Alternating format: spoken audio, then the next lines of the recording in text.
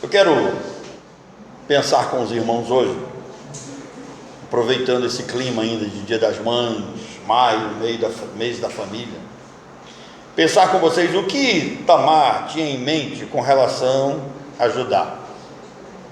Ou seja, a história de Tamar em Gênesis, à primeira vista, ela parece fora do lugar, porque o capítulo 37 nós temos a venda de José para o Egito.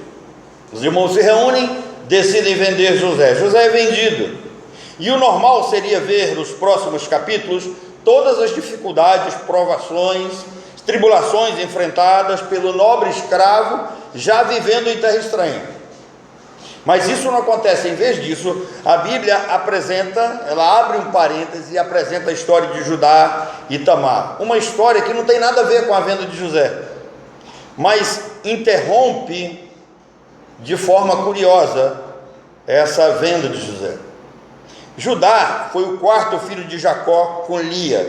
Seu nome em hebraico é Yehudá, que significa louvado.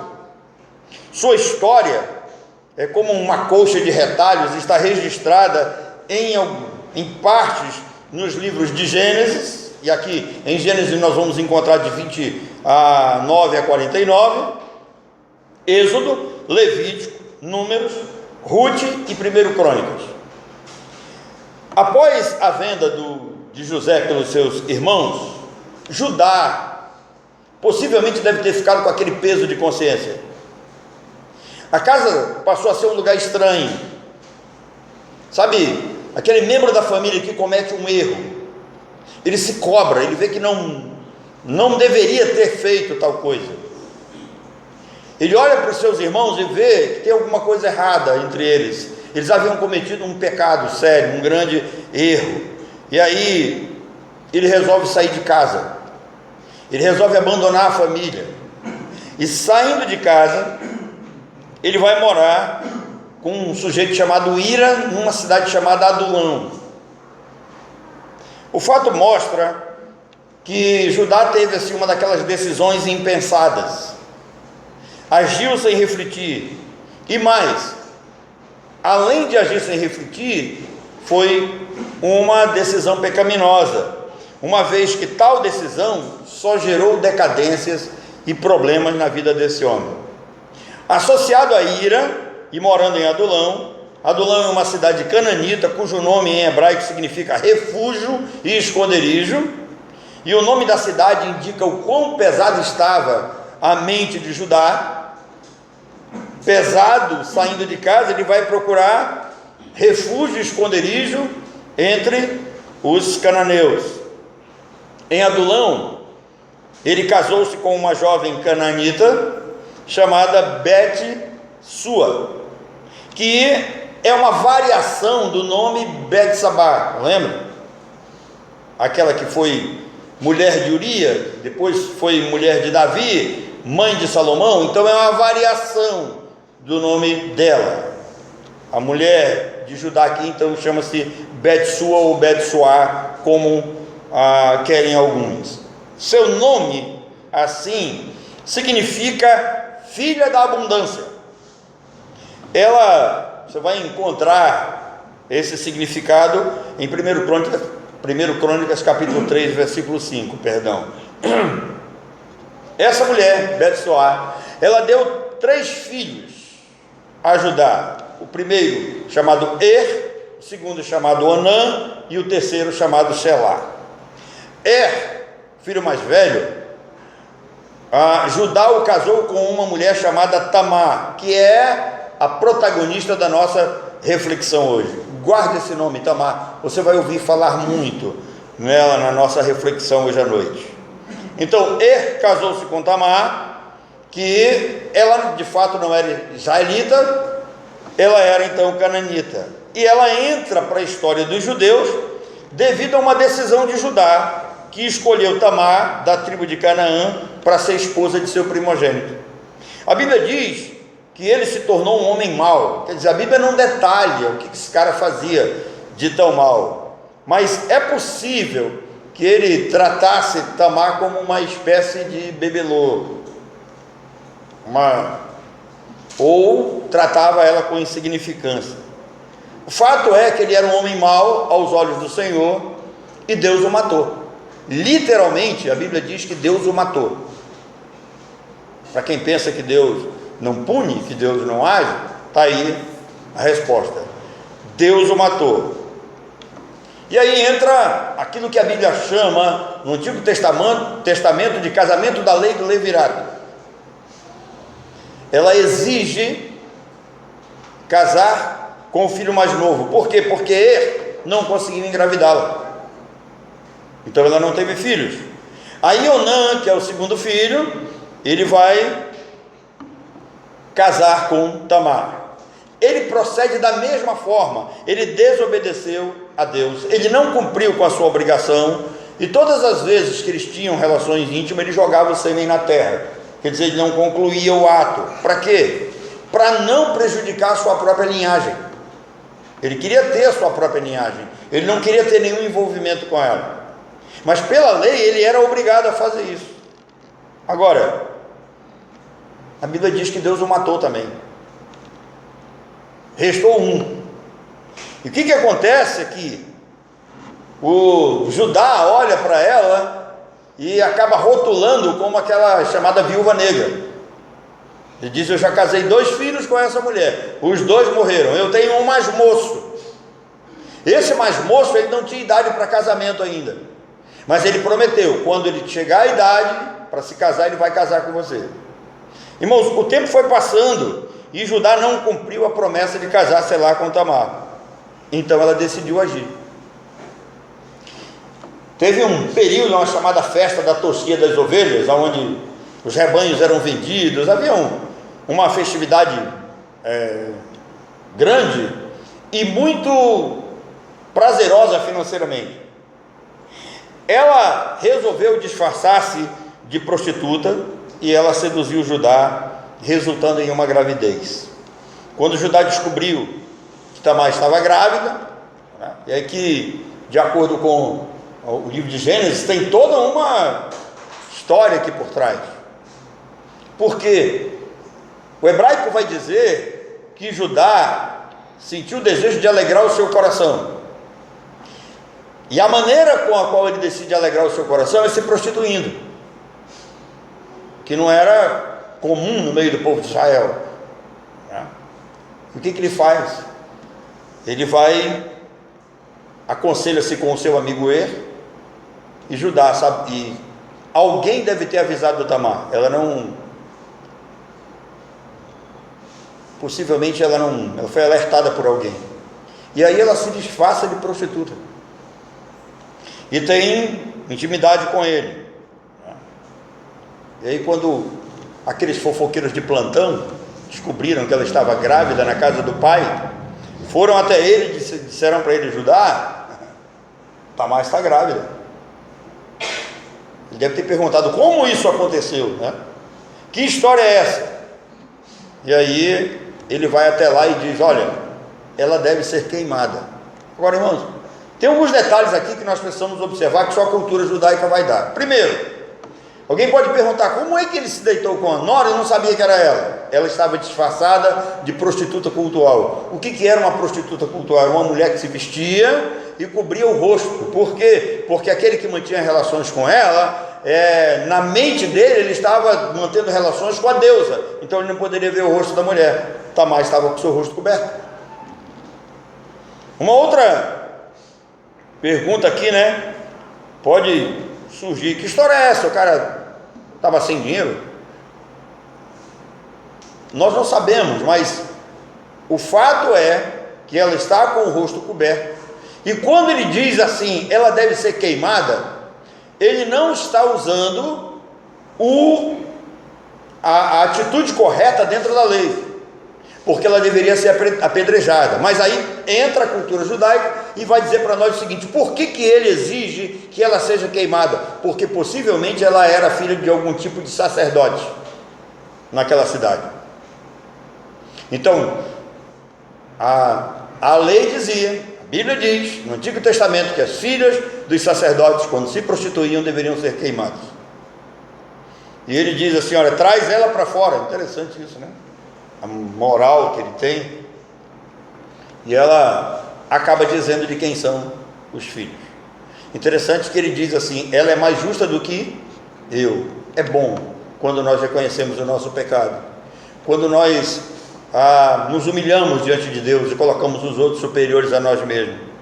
Ela deu à luz a gêmeos, Pérez e Zerá, que se tornaram parte da linhagem de Davi, e posteriormente vem Jesus dessa linhagem. Tamar enfrentou desafios e injustiças, mas a sua determinação e coragem tornaram uma figura importante na história bíblica. Ela é um exemplo de como a providência divina pode trabalhar mesmo nas situações mais adversas e difíceis da vida. Nas situações mais adversas e difíceis da vida, não desista, não reclame, não blasfeme, não entristeça, siga em frente. Entenda uma coisa: Deus tem projetos para você, você nem imagina. O que a decisão de Judá nos ensina? Preste atenção. Ele tem um ato errôneo dentro da família, ele participa da venda do irmão, ele sente um peso na consciência, ele sai de casa, vai se juntar com pessoas que não é do seu povo, a coisa só vai aumentando, né? E um abismo puxa o outro. Agora, o que a decisão dele nos ensina? Em primeiro lugar, não se afaste da sua família. Tem gente que tem uma ânsia de crescer, se tornar adulto para ir embora de casa, acha que vai ser dono do nariz, e é errado. Não somos donos de absolutamente nada. Então, não se afaste da sua família, não se afaste da sua igreja, não se afaste dos seus irmãos. Aqui as pessoas te amam, aqui você é bem cuidado, tem gente que ora por você aqui, tem gente que vela por você. Rebeldia, mágoa, brigas internas não devem ser motivos de separação, ou na família ou na igreja. Às vezes nós pensamos assim: olha, eu vou sair da igreja, eu vou procurar uma igreja melhor. Não tem igreja melhor. Se tivesse, Deus já tinha colocado você lá. Deus colocou você aqui porque aqui é o melhor lugar para você. É aqui que você vai estar aos pés do... Acabamos de cantar, né? O melhor lugar do mundo. Cuidado com quem você se alia. A vida vai lhe dar oportunidades. Judá a sair de casa, e aí ele se envolve com um cara chamado Ira. Cuidado com quem você se alia. Nem todas as relações de amizade, por melhores que pareçam, elas são benéficas. Existem amigos que podem nos desviar dos caminhos do Senhor. Evite amizades íntimas fora da sua igreja, fora do povo de Deus. Evite. Elas não serão benéficas. Terceiro, cuide de seu coração. Salomão disse: sobre tudo que se deve guardar, guarda o teu coração. Cuide do seu coração, seus desejos, seus prazeres, eles podem te levar à decadência moral e espiritual. O texto que eu narrei para vocês está em Provérbios capítulo 4, e eu quero ler os versículos 23 a 27. Vejam os conselhos do sábio Salomão em Provérbios 4, 23 e 27. Sobre tudo que se deve guardar, guarda o teu coração, porque deles procedem as fontes da vida. Desvia de ti a falsidade da boca, e afasta de ti a perversidade dos lábios. Os teus olhos olhem para frente, e as tuas pálpebras olhem direto diante de ti. Pondera a vereda de teus pés, e todos os teus caminhos sejam bem ordenados.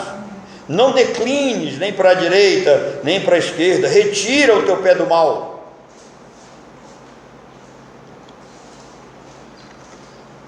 Judá não observou isso aqui, e ele foi mais longe.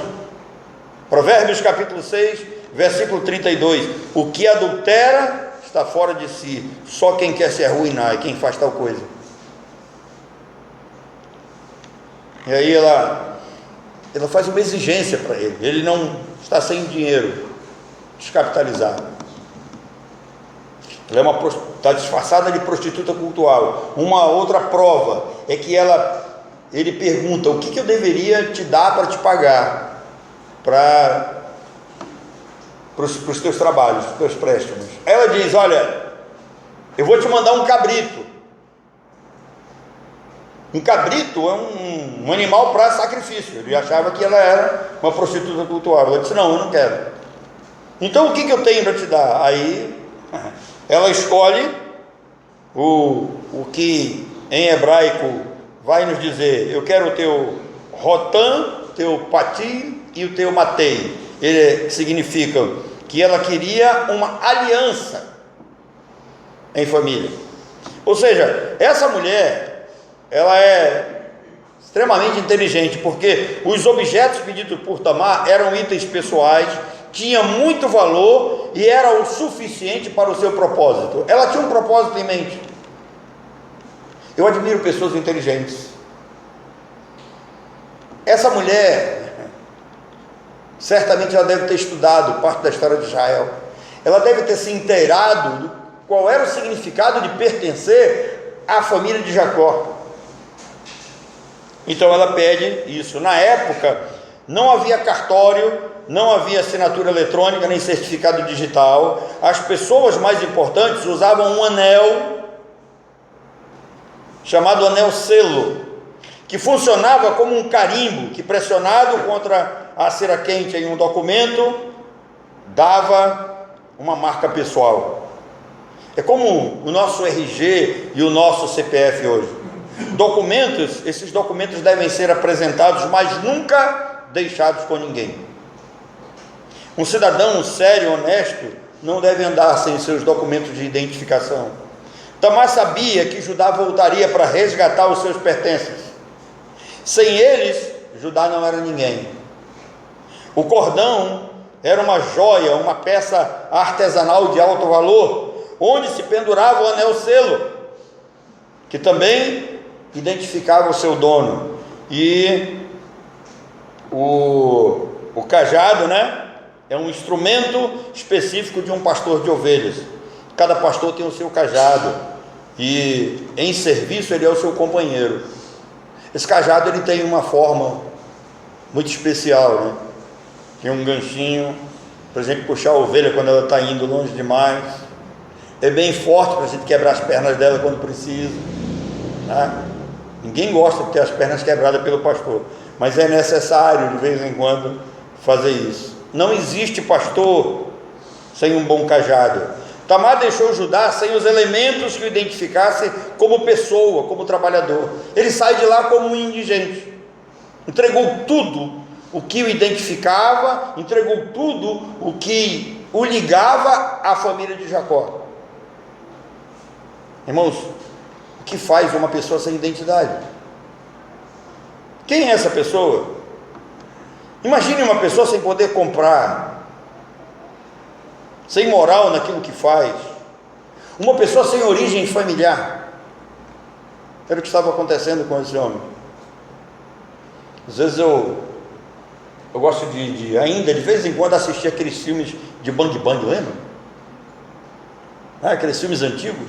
E quando os vilões ou os artistas chegavam em determinadas cidades, eles não tinham nenhum documento de identificação. Eles usavam o nome que bem entendesse, só davam o nome do sujeito lá: eu sou fulano, e ficava por isso mesmo. Mas eu fico pensando, como isso é possível, se na antiguidade as pessoas já eram obrigadas a comprovar quem eram, de que família vinham, que tipo de autoridade tinham, se seriam respeitados ou não. Então ela tira tudo que o identifica, tudo que liga Judá à família de Jacó. Ele passa a ser alguém sem história. E aí, sem ele, Judá não era nada. Judá entregou a sua personalidade por um momento de satisfação carnal. Às vezes nós jogamos a vida fora por alguns segundos de prazer. Então, ela sabia que ele voltaria para buscar isso. Por quê? Porque ele foi atraído, ele foi seduzido e ele foi derrotado pela sua luxúria. O sexo está dentro do pecado da luxúria e da falta de disciplina. Irmãos, às vezes nós casais não valorizamos muito isso. Mas hoje Pela manhã, a Sandy chegou comigo e disse: pastor, nós já estamos organizando aqui o nosso encontro de casais e nós queremos uma reflexão bem bonita. Eu falei: bem bonita, eu não sei se vai ter não, mas vai ter uma bem dura, vai, pode ter certeza. Aí agora, se vocês não quiserem, arranja outro, porque eu estou com 4 convites já. Irmãos, cai assim, né? E graças a Deus, eu estava pensando, eu aceitei 2 convites. Eu fico pensando: pai, o que eu vou ensinar nesses lugares? O que eu vou levar para esses irmãos? Irmãos, a vida íntima, ela é muito séria, ela não é brincadeira. Às vezes, nós não imaginamos como a coisa começa lá no Éden, lembra? Quando Deus vai dar a primeira ordem para o homem, qual é a ordem que ele dá? Qual é a primeira coisa que ele diz? Depois que entrega a Eva: crescer e multiplicar e encher a terra. Quer dizer, o crescer, multiplicar e encher a terra, o conhecimento íntimo, a intimidade, a procriação, ela vem antes do dominar a terra e os animais. Nós deveríamos valorizar isso. As mulheres protegem seus maridos nessa área, senão Satanás tira proveito. 1 Coríntios capítulo 7, já lembram? Quanto ao que me escreveste, é bom que o homem não toque em mulher, mas devido à prostituição, cada um tenha a sua própria esposa, e cada esposa tenha o seu próprio marido. Ele diz: não vos priveis um ao outro, salvo depois, né? Salvo por mútuo consentimento. Quer dizer, vocês vão entrar num consentimento mútuo, vão entrar num acordo, e vocês vão separar um tempinho, vão dar uma parada para a oração. Tem algumas versões mais completas que diz: dá uma parada para o jejum e para a oração. Terminou o jejum e a oração, ajunta de novo. Para quê? Para que Satanás não vos tente. Mas o que enfiaram na nossa cabeça? Que oração e jejum é mais santo do que sexo. Não é não, irmão. Para a vida conjugal, para a vida do casal, Paulo está dizendo que o sexo vem antes do jejum e da oração. É mais importante do que o jejum e a oração. Não separa, não para, continua. Se vai parar, tem um consentimento aí para orar. Terminou a oração, junta de novo para que Satanás não tente.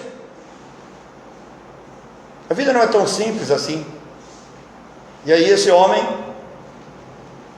é dominado por essa luxúria, perde tudo que tem. Espiritualmente, irmãos, esse selo que ele passou para ela simboliza o Espírito Santo. Esse cordão significa comunhão com Deus, e o cajado significa autoridade. Preste atenção, Tamar agora estava de posse de uma nova identidade. Ela possuía o selo do Espírito, ela estava em comunhão com Deus e autoridade diante de Deus. Então ela não pegou qualquer coisa. Por isso que eu digo que essa mulher é extremamente inteligente. O que Tamar então tinha em mente quando ela seduziu Judá? Tamar queria pertencer ao povo da aliança. Tamar queria ser nova criatura. Por isso Tamar pediu o rotão, o patil e o matei, ou seja, o selo, o cordão e o cajado. Esses objetos mostram que Tamar agora estava de posse de uma nova identidade. Ela possuía o selo do Espírito, ela estava em comunhão com o Senhor, ela tinha autoridade diante de Deus. Desta relação nasceram Pérez e Zerá. O nascimento deles é interessante também. Por quê? Porque na hora do parto, Zerá põe a mão para fora, e quando ele colocou a mão para fora, a parteira meteu uma fita vermelha na mão dele, para dizer que ele seria o mais velho, aquele que nasceu primeiro. Mas não se sabe por quê. Eu sei. Ele recolheu a mão, e quando ele recolheu a mão, Pérez nasceu primeiro. Pérez significa aquele que abre a brecha. Preste atenção, Pérez significa aquele que abre a brecha, aquele que vê a brecha, aquele que aproveita a oportunidade na brecha. Nasceu primeiro aquele que usa a brecha para si. Tamar aproveitou a brecha deixada por Judá e entrou para a família da aliança. Ela gerou Pérez, que trouxe a descendência da qual traria Jesus como Messias. Quando a Bíblia volta para a história de José, nós vemos que ao encontrar seus irmãos, e quando José se revela aos seus irmãos, os seus irmãos preocupados, pensando que iam morrer, José disse: calma, vocês não vão morrer, não vai acontecer nada com vocês, porque foi Deus quem me trouxe para cá. Quer dizer, Deus me conduziu, Deus falou ao coração de vocês para vocês me venderem, foi Deus quem determinou todas as coisas. Ora, se o Senhor havia conduzido a história de José até aquele momento, será que Ele não conduziu também essa história aqui? Claro que conduziu. Todas as coisas estão nas mãos do Senhor. Deus conduziu a história de José e fez o mesmo com Tamar. A divina providência então entrou em ação. Esses fatos mostram como Deus age, dirigindo tudo para que os seus decretos aconteçam. Irmãos, Deus não depende do homem para que a sua vontade aconteça. Deus não depende do homem para que a salvação se estabeleça. Deus não depende do homem para as suas realizações. Foi devido a Pérez que Tamar passou de uma viúva negra, de uma mulher desamparada, para uma das mães mais importantes na genealogia de Jesus. A história de Tamar mostra que a salvação e a inclusão no povo de Deus sempre foi pela graça, nunca foi pelas obras. Nunca foi pelo esforço humano, sempre foi pela graça de Deus, pelo cuidado, pela direção de Deus. Você chegou até aqui porque Deus dirigiu você. Você está aqui porque a mão do Senhor tem conduzido, tem protegido você. Tamar, ela foi uma estrangeira escolhida para receber a bênção de trazer ao mundo o filho que continuaria as gerações que trariam Jesus para nós. Agora, irmãos, essa mulher, ela recebe uma bênção tal, ela é a primeira estrangeira a entrar na linhagem que traria Jesus. E se você pensa que para por aí, não. Eu gostaria que você lesse Ruth, capítulo 4, versículo 12. Boaz vai estar casando com Ruth, e aí é dito para ele assim: que o Senhor lhe dê com esta jovem uma descendência numerosa, como foi a de nosso antepassado Pérez, filho de Tamar e de Judá. Irmãos, a bênção do Senhor na vida de Tamar passou para Raabe, e de Raabe passou para Ruth. Só a graça de Deus faz isso.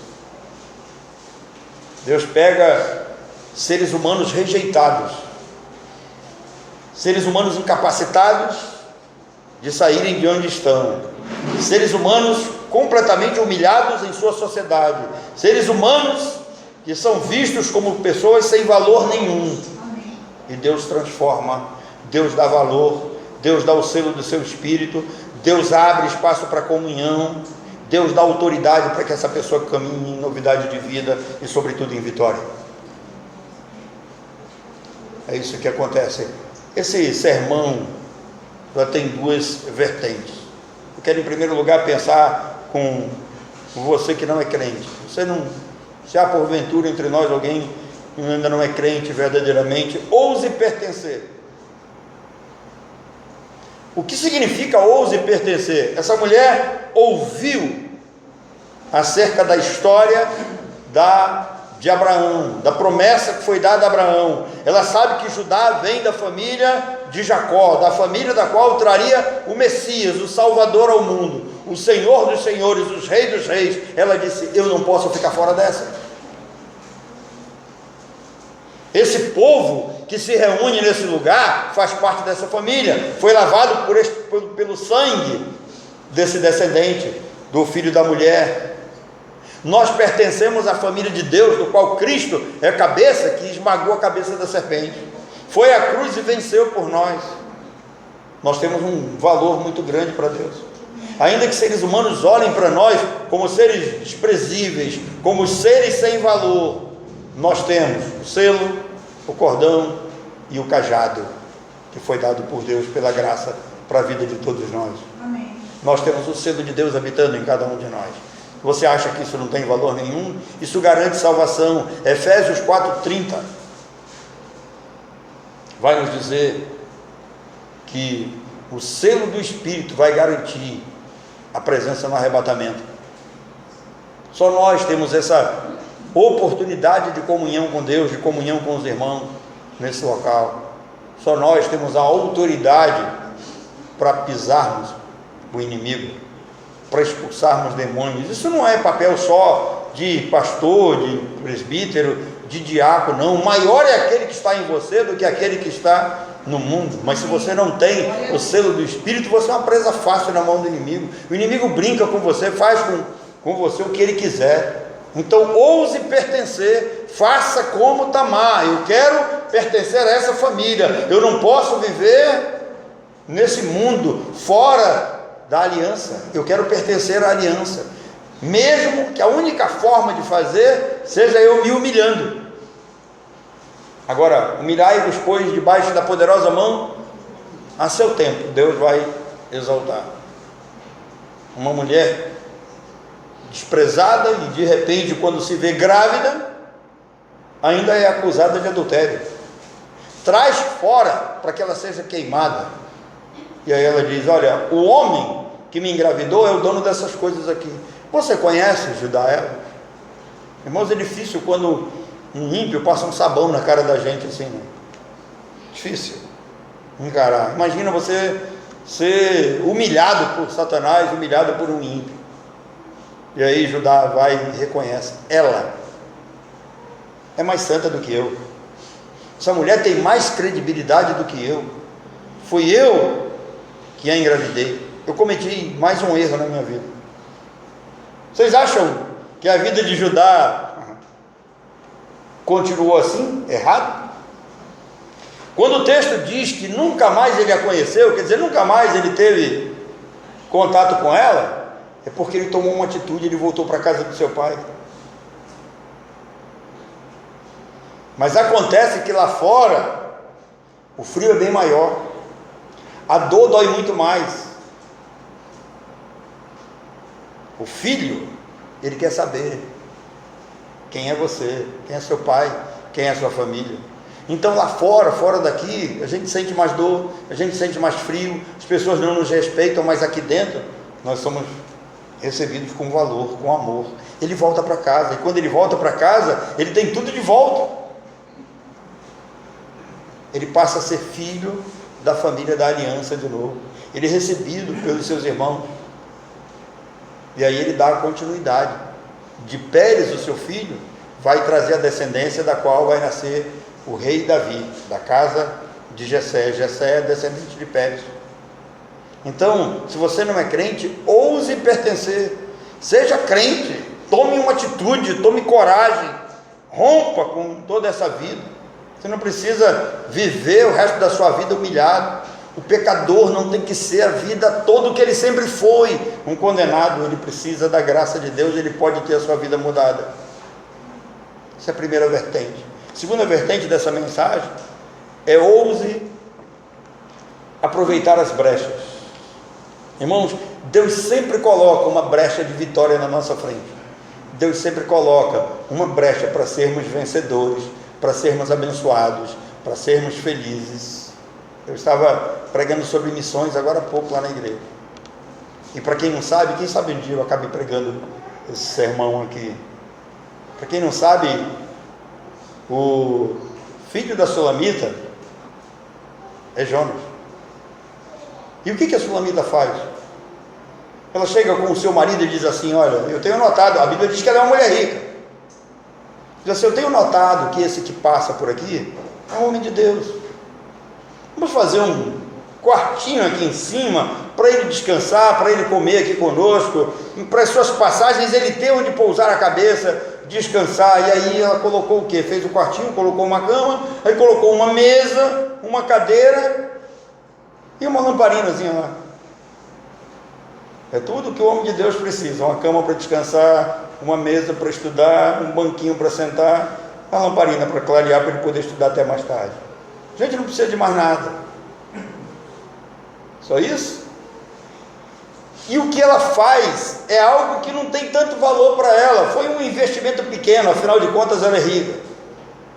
Aí Eliseu olha para o Geazi e diz assim: eu tenho notado que essa mulher, ela é muito bondosa, caridosa. Será que falta alguma coisa para ela?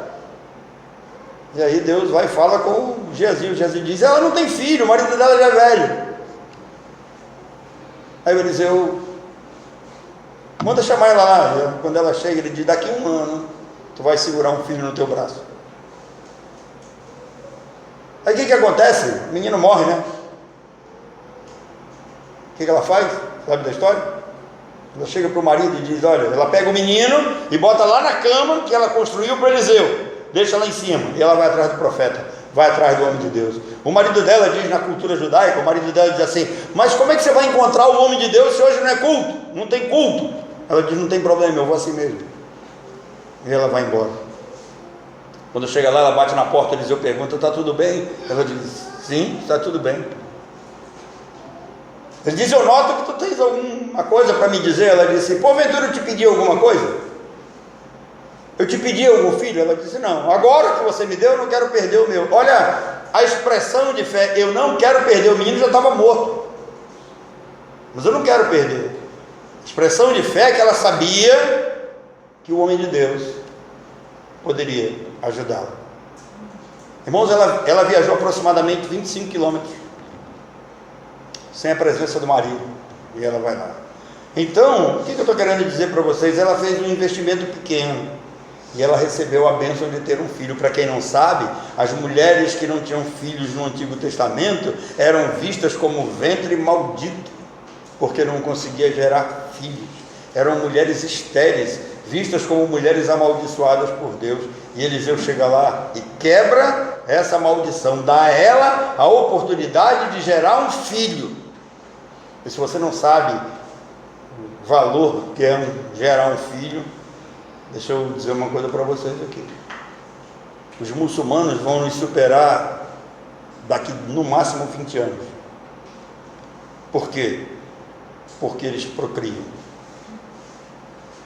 Eles ainda cumprem o mandamento de Deus de crescer, multiplicar e encher a terra. Os muçulmanos estão dominando a Europa. Em breve eles vão calar a igreja. Por quê? Porque nós temos tido uma mentalidade muito parecida, muito próxima com o mundo. Então aquela mulher fez um investimento pequeno, e todo investimento no reino de Deus tem retorno. E aí Deus lhe deu a oportunidade de gerar um filho. Essa mulher, voltando para Tamar, ela nos ensina essa de Deus, para que Deus mostre para você as brechas aonde você pode atuar, aonde você pode ser feliz, aonde você pode ser bem sucedido, e tenha coragem de entrar nela. Não tenha medo não. Se você entendeu o que vem de Deus, entre nela.